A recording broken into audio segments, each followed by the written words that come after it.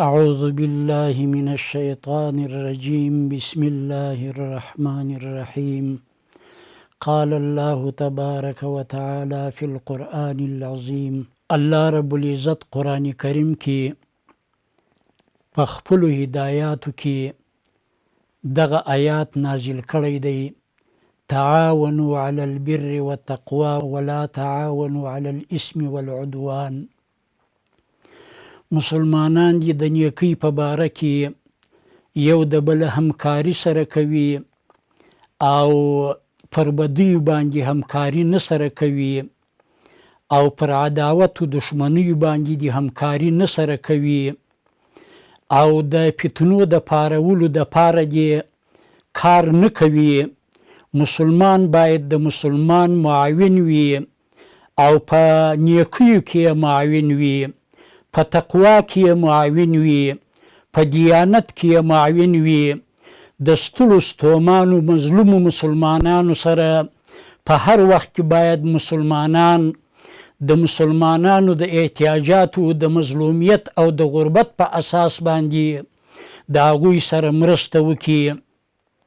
او نبی علیه الصلاة والسلام مبارک فرمایي که د یو غریب مسلمان یو حاجت یو مسلمان پوره کړي، الله تعالی به د هغه مسلمان ټول حاجتونه پوره کړي. نو په دې اساس باندې موږ وګرانو هیوادوالو ته د خپل وس او د خپل طاقت د همکاري اطمینان ورکوو.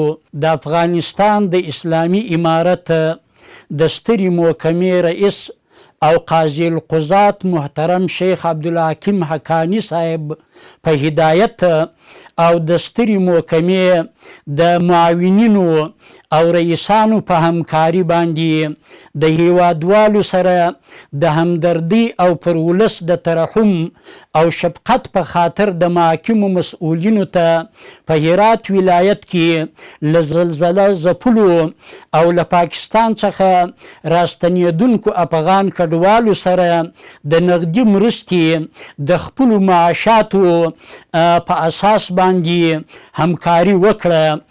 د یاد هدایت په اساس د افغانستان د دریګونو محاکمو مسؤلینو او کارکوونکو 19,045,000 او 19 افغاني مرسته راټوله او د مرستې لپاره جوړ شوی مشخص بانکي حساب ته اضافه شو.